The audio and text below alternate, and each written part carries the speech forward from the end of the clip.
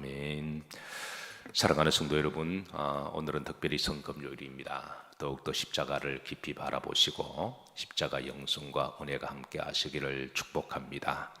자, 오늘 우리가 봉독했던 말씀 중에 5절부터 7절까지 말씀인데요, 특별히 6절 말씀을 여러분 가슴에 여러 번 새기시고 이 말씀 붙들고 더욱더 여러분들의 기도와 영성이 깊어지시기를 기도하고 축복합니다. 따라서 하십니다. 내가 낙한 죄로 제사하리이다. 여호와여, 주의 이름에 감사하오리니 주의 이름이 선하심이니이다. 자, 6절 말씀을 좀 잘 새기시고 또 6절 되면 제가 이 다윗의 이렇게 하나님 앞에 기도한 내용을 좀 더 나누도록 하겠습니다. 자, 우리는 어제 다윗이 도피 도망 여정 가운데 하나님 앞에 두 가지 기도와 단식하며 호소한 내용을 살폈습니다. 첫 번째, 도망 중에 도피 중에 한 다윗의 도피 여정은 도망의 여정은 한 10년, 11년 어간이 된다고 이야기했어요. 그래서 어제 지도를 통하여 다윗이 이제 대표적으로 도피 여정 중에 숨었던 장소들을 기브아부터 시작해서 저 거일라 이런 또 시비라고 하는 그 장소, 이런 장소를 노비라고 하는 그런 장소를 한 10군데를 살펴보았는데요, 참 다윗의 여정은 어떻게 보면 기구합니다. 도망자의 여정이라고 말할 정도로 그렇게 참 기구한 그런 여정을 살았는데요, 근데 중요한 거는 그런 억울한 누명을 쓰고 도망다니고 도피하는 그 여정 가운데도 하나님 앞에 간절하게 기도한 믿음이었다고 하는 것이죠. 그래서 하나님 앞에 간절히 기도하며 하나님께 자신의 기도를 들어주실 것을 그렇게 호소를 하고, 두 번째는 이제 하나님은 따라서 하십니다. 여호와는 나를 돕는 이시니 그랬습니다. 여호와는 나를 도우시는 하나님이시다. 그 믿음으로 그런 그 억울함과 혼통함을 위로받고 이겨나갔고, 자, 오늘은 세 번째입니다. 5절 보시면, 자, 하나님은 때가 되시면 나의 원수를 갚아주실 것임을 그렇게 믿었습니다. 5절, 주께서는 내 원수에게 악으로 말하니 갚으시리니 주의 뭐하심으로 성실하심으로 그들을 마소서 멸하소서. 그러니까 하나님은 때가 되면 이제 악을 심판하시는 것이 하나님의 신실하십니다. 하나님의 성실하십니다.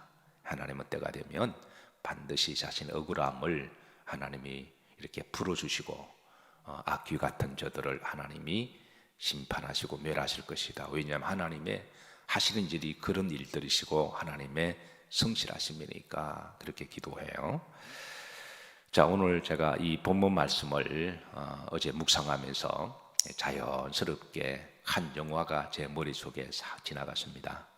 아마 그 영화가 워낙 유명하고 또 잘 만들어진 영화여서 아마 이름만 돼도 기억하실 분들이 들어 계실 텐데요, 도망자라고 하는 영화입니다. 해리슨 포드가 주연한 영화죠. 이 영화가 1993년에 나왔습니다. 한 30년 정도가 되었는데도 아직 제 머릿속에 그 대충 해설거리는 줄거리를 남아있고, 특별히 그 주인공 리차드 킴벌 박사라고 하는 사람이 도망 다니는데 정말 추격하는 사람이 악귀처럼 쫓아다닙니다. 그래서 그 영화가 대부분 한 80%가 도망 다니는 내용이에요. 도망을 다니다가 제일 극적인 장면은 도망 다니다가 맨 끝에 이제 절벽에 그렇게 이렇게 막 달았습니다. 더 이상 도망갈 데도 없고 밑에 보니까 밑에는 한 200m, 300m 되는 댐이 있어요. 그래서 추격하는 그 형사를 이제 잡혀갈 것이냐 이 주인공이 고민하다가 그 높은 이렇게 댐 절벽에서 뛰어내리는 장면은 아마 영화의 최고의 압권이 아닌가라고 할 정도로 아주 인상 깊은 그런 영화예요. 근데 그 영화의 시작은 우리 리차드 킴벌 박사가 이렇게 어느 날 집안에 귀환이 침범해 들어오죠. 그래서 그 귀환과 처음에는 단순한 강도인 줄 알고 그렇게 막아내려고 그러는데 그 귀환이 아내를 살해합니다. 사랑하는 아내가 졸지에 자신의 눈앞에 살해당하는 것을 보고 가슴이 원통하고 찢어지는데, 그런데 그것을 신고했더니 또 그게 살인자로 몰리게 됩니다. 그래서 졸지 아내가 죽은 것도 고통스러운데 아내를 죽인 살인자로 몰려서 이제는 꼼짝없이, 그래서 헤어날 길이 없어서 어쩔 수 없이 도망을 다니게 되면서 계속 이제 도망 다녀요. 그런데 도망 다니다가 알게 된 거는, 처음에는 단순 강도인 줄 알았는데 뒤에 보니까 자신의 아내를 살해한 사람이 자신의 절친인 친구임을 알게 돼요. 이 얼마나 그게 억울하고 돈통할까요? 일주일에 한 번 정도는 매일 디너에서 부부 동반해서 함께 음식을 나누고 웃었던 친구가 그 자신의 절친 남편이 아내의 살인자라고 하는 사실에 충격을 받아요. 근데 또 도망다니면서 나중에 알게 된 것은, 그 절친 뒤에는 아주 거대한 악의 음모가 있다고 하는 것을 어떤 국가정보원이 개입해서, 그러니까 국가 권력이 개입했으니까 이거는 피해 나갈 길이 없는 거죠. 그래서 그 거대한 또 실체를 알면서 또 낙심하고 절망해요. 근데 이제 결론은 이 모든 것이 드러나고 이제 악인들이 심판을 받는 그런 내용인데, 이 다윗의 도망의 여정과 너무 비슷해서 자연스럽게 떠올랐습니다. 다윗을 죽이려고 한 것이 다윗의 그 장인 사울 왕이잖아요. 국가적인 악의 모습으로 화신이 되어서 다윗을 추격하면서, 다윗이 도망다니며 처음에는 왜 장인이 자기를 그렇게 미워하고 죽이려고 하는지 이유를 모르다가 도망다니면서 때로는 자신의 절친이었던 친구들이 또 자기를 또 추격하는, 그래서 이 한 10년 어간 여정을 보면 이 다윗이 이제 이 도망자의 그 억울함과 그 고통을 하나님께 기도하는 그런 내용이 영어와 흡사해서, 한번 기회가 되시면 아마 보신 분도 계시겠습니다만은 아주 이렇게 흥미로운 그런 영화입니다. 그래서 이 다윗이 그렇게 도망다니고 억울하고 곤통한 상황 가운데도 하나님 앞에 기도하면서, 여호와여, 저 나의 원수를 하나님이 갚아주시고 하나님의 성실하심으로 저 악을 멸하실 것을 믿습니다. 그렇게 이 다윗이 기도하고 있습니다. 자, 네 번째 다윗의 위대한 믿음은 바로 오늘 이제 6절인데요. 6절이 이제 오늘 본문 가운데 가장 영적으로 우리에게 어떤 레슨을 주고 있습니다. 자, 따라서 하십니다. 내가 낳은 죄로 주께 뭐하리이다? 제사하리이다. 여호와여, 주의 이름에 감사하리니 주의 이름이 선하심이니이다. 자, 어떻게 보면 이게 좀 잘 이해가 안 되는 말씀이에요. 지금 도망다니는 그런 여정 중에 내가 낳은 죄로 주께 제사하리이다 그랬습니다. 이 낳은 죄라고 하는 그런 제사의 어떤 방식을 이야기하죠. 낳은 죄는 화목 제사 가운데, 감사 제사 가운데 하나인데요. 이 감사 제사 중에 세 종류가 들어가 있습니다. 우리가 감사할 때 우리가 하나님께 소원을 드렸습니다. 하나님이 때가 되시면 소원을 응답하셨어요. 한나의 소원 기도에 응답하시고 하나님께 감사해서 하나님께 감사 제사를 드리는 것. 그러니까 하나님이 나에게 뭐를 응답하시고 감사하는 것은 지극히 당연하다고 말할 수가 있죠. 그래서 소원 제사가 감사 제사 안에 들어갑니다. 또 이제 이 감사 제사 안에 화목 제사가 들어갑니다. 누군가 원수가 졌습니다. 그 원수와 잘 화목이 되었습니다. 이제 화목하고 평안했습니다. 하나님께 원수가 없어진 것에 대해서 하나님께 감사 제사를 드리고, 또 하나님과 나와의 이 원수가 되었을 때 죄로 말미암아 또 우리가 화목 제사를 드림으로 하나님과 나와 화목되었던 것, 그게 이제 우리가 화목 제사라고 이야기를 하죠. 그런데 이 낙헌 제사는 어떤 이유나 조건이 없습니다. 하나님의 선하시기 때문에 제사를 드리는 거예요. 다른 제사는 어떤 조건과 어떤 이유가 얽혀 있습니다. 서군 제사 같은 경우는 하나님이 나에게 축복하셨으니까 내가 하나님께 드리는 거고, 화목 제사는 어떤 원수가 갈등이 있으니까 부르줬으니까 뭐 때문에 제사다면, 이 낙헌제는 아무런 조건이 없어요. 그냥 내용이 있다면 하나님이 선하시기 때문에, 그러니까 하나님께 순수한 감사라고 말할 수가 있어요. 지금 다윗이 이 도망다니는 그 신세잖아요. 도망다니는 내용도 억울하고 원통하고 생각하기에 따라 아주 이렇게 불평하고 그냥 바락바락 그냥 어떤 욕을 하면서 도망다니고, 하나님이 살아계시니 이럴 수가 있습니까? 내 심장을 도려내고 내가 속을 다 까집어 놓고 이렇게 막 따져도 이게 속이 안 풀릴 원망과 불평에도 누구 탓을 해도 충분히 다윗이 누구를 탓할 수 있어요. 그런데도 그러지 아니하고 지금 다윗은 도망 중에 하나님께 낙헌 제는 감사 제사거든요. 그러니까 낙헌 제사를 드리겠다라는 거예요. 그런데 이 말씀은, 자, 우리가 그동안 이제 다윗이 도망 중에도 기도 드린다고 그랬습니다. 우리가 다급하면 막 걸어가면서도 기도하잖아요. 억울하고 원통하면 차를 타서도 기도하고 길을 가면서도 기도하고, 그냥 교회 와서 기도의 시간에 기도하는 시간만 기도하는 게 아니라 그냥 너무 다급하면 걸어갈 때도 막 기도하잖아요. 울면서. 물론 걸어다니면서 원망 불평하는 사람도 있겠지만, 다윗의 영성은 원망과 불평, 걸어다니면서도 기도하는 여정의 길이온 거죠. 그런데 이 낙헌제는 제사거든요. 그러니까 도망 중에도 안식일을 만나면 안식일에 제사를 드렸다는 거예요. 그런데 그 안식 제사가 하나님께 낙헌 감사 내용을 가지고 제사를 드렸다는 거예요. 우리가 어떤 사업을 하든 어떤 일을 만나면 바쁘면 바쁘다고 예배에 빠져버리고, 아프면 아프다고 예배 안 드리고, 문제가 생겼다고 심리적으로 예배를 안 드리려고 하는 마음들이 사람들에게 다 있거든요. 어떤 핑계를 대고. 지금 다윗은 얼마든지 도망다니면서 주변에 성전도 없고 또 지금 예배드릴 상황이 아니니까 이런 마음으로 어떻게 기도하고 예배드리냐, 그러면서 얼마든지 심리적으로 피해갈 수가 있는데, 다윗은 그런 상황 속에서도 하나님 앞에 제사를 드렸다는 거예요. 도망 중에도 안식일이 되면 하나님 앞에 제사를 드리고, 월삭이 되면 제사를 드리고, 이게 다윗의 믿음이고 하나님이 그 마음의 중심을 보신 거죠. 그런데 그 제사의 내용이 감사 제사입니다.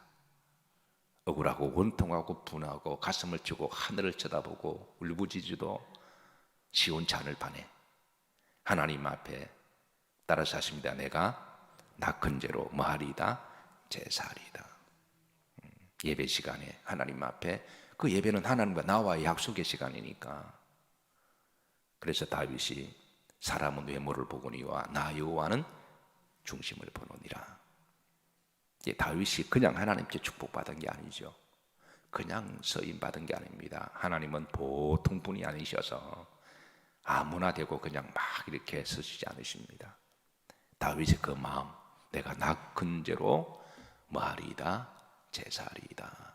그런데 그 다음에 보시면 여호와여, 따라서 하는데 여호와여 주의 이름에 감사하오리니 주의 이름이 선하심이니이다. 여기에 주의 이름이 두 번 나와요. 낙헌제는 하나님의 선하심 때문에 감사한다 그랬잖아요. 낙헌제는 조건이 없습니다. 그러니까 우리가 하나님께 감사하는 것은, 어떤 성숙한 감사는 조건이 없잖아요. 하나님 뭘 해주시면 하겠다, 이거는 이해는 되지만 좀 살짝 깊이 들어가 보면 어떤 계약 같은 비슷한 조건의 신앙 같았잖아요. 그럼 안 해주면 우리가 안 할 건가요? 안 해주면 우리가 불평하고 감사도 안 하고 예배도 안 드릴 건가요? 그 신앙이 좀 깊이 들어가 보면 하나님이 해주시든 안 해주시든 여호와의 선하심 그 자체에 하나님께 감사해서 우리가 기도하고 예배드리는 것, 뭘 해주면 기뻐하고 안 해주면 인상 쓰고, 그거는 조금 신앙이 좀 너무 세속적이잖아요. 우리가 인간관계를 하더라도 좀 잘해주면 웃다가 안 해주면 그냥 삐지고 이러면은 얼굴 색깔이 막 이렇게 변하면 참 부담되거든요. 그런데 잘하든 못하든 늘 평범한 가운데서도 고마움과 감사를 가지고 있으면 늘 그게 깊이 남아 있는 거죠. 이 낙헌제가 바로 그런 제사입니다. 그리고 이 낙헌제는 하나님의 선하심에, 그래서 주의 이름이 선하심이니이다 라고 주의 이름을 두 번 이야기를 해요. 근데 이 시편 54편에 보면 1절부터 7절까지 주의 이름이 총 3번 나와요. 우리가 어제 말씀을 살펴 1절에 보면 주의 이름으로 나를 구원하소서, 주의 이름으로 나를 구원하시고 주의 힘으로 나를 도와주소서. 그러니까 1절에 주의 이름이 한 번 더 나오고요, 6절에 주의 이름으로 내가 감사하고 주의 이름이 선하심이니이다. 주의 이름이 3번 나와요. 히브리인들에게 있어서 주의 이름이라고 하는 일종의 관용어인데요, 이 말은 왜 다윗이 주의 이름을 3번이나 부르면서 기도할까요? 이 말은 하나님은 하나님의 이름을 걸고 나의 기도를 들어주시고 하나님의 이름을 걸고 하나님께서 응답하시고 하나님의 이름을 걸고 하나님이 이 억울한 것을 풀어주시고 자신을 그렇게 추격하는 저 사람들을 심판하실 것을 믿는다는 고백입니다. 우리가 흔히 약속을 할 때 내 이름을 걸고 맹세한다거나 좀 더 한 발 더 나아가면 어떤 사람은 좀 더 설레발 치는 것은 내가 아버지의 이름으로 걸고 내가 맹세한다, 이렇게 자신의 심정을 강하게 하기 위해서는 이름을 걸고 그렇게 말을 하잖아요. 마찬가지로 다윗이 그럼 하나님의 이름으로, 하나님은 이름을 걸고 내 기도를 들으시고 나를 하나님이 때가 되시면 높은 반석 위에 세우실 것이다. 나중에 하나님은 실제로 다윗을 그 발을 사슴같이 뛰게 하시고 반석에 높이 세우시고 다시 회복하시는 하나님이세요. 자, 그래서 6절에 다윗이 이렇게 이제 고백하고 7절에 보면 합독합니다. 참으로 주께서 모든 환난에서 나를 마시고 건지시고 내 원수가 보응받는 것을 내 눈이 똑똑히 보게 뭐한나이다 하셨나이다. 재밌는 거는 시제가 과거 시제예요. 후렴절에 보시면 뭐하나이다 하셨다, 시제가 과거 시제입니다. 지금 다윗은 이런 일들을 그전에도 많이 경험했다라는 거예요. 11년 동안 도망 다니고 도피 다니며 억울한 일을 얼마나 많이 겪었을까요? 그러니까 오늘 본문은 다윗이, 우리가 어제 도피 여정을 봤지만 한 7, 8번째 되는 여정 속에 일어난 사건이거든요. 그러니까 그전에 억울한 도피 여정에 6, 7번들을 이런 많은 경험들이 있었지만 지나고 보니까 하나님이 6, 7번 동안 하나님이 다 건져주셨던 거예요. 앞으로 몇 번은 더 남았어요. 다윗은 앞으로 몇 번 더 남은지는 알지는 못하지만 근데 앞으로는 한 서너 번은 더 남은 거예요. 그런데 이미 지나간 과거를 보니까 하나님이 들어주셨던 거죠. 그리고 앞으로도 들어주실 것을 믿습니다. 그리고 한 서너 번 정도 더 지나고 난 다음에 다윗은 또 다시 다 회복되어서 하나님이 다윗을 존귀하게 하시고 또 이렇게 이런 과정을 통해서 하나님은 다윗의 맷집을 더 강하게 하시고 그 믿음도 강하게 하시고 더 믿음의 그릇도 크게 만드시고 또 하나님께 깊이 들어가게 하셔서 영성을 더 크게 만드셔서 하나님이 더 귀하게 하나님이 세우신 거죠. 다윗의 위대한 믿음은 이런 억울하고 원통한 도피 중에서도 그는 여전히 하나님만을 바라보며 도피 중에서도 기도하고 도피 중에도 하나님께 제사를 드릴 때는 제사를 드렸고 도피 중이라고 해서 하나님 아시니까 지금 내가 뭐 이렇게 그러지 않았다라는 거예요. 그리고 그 제사 내용이 감사 낙헌제입니다.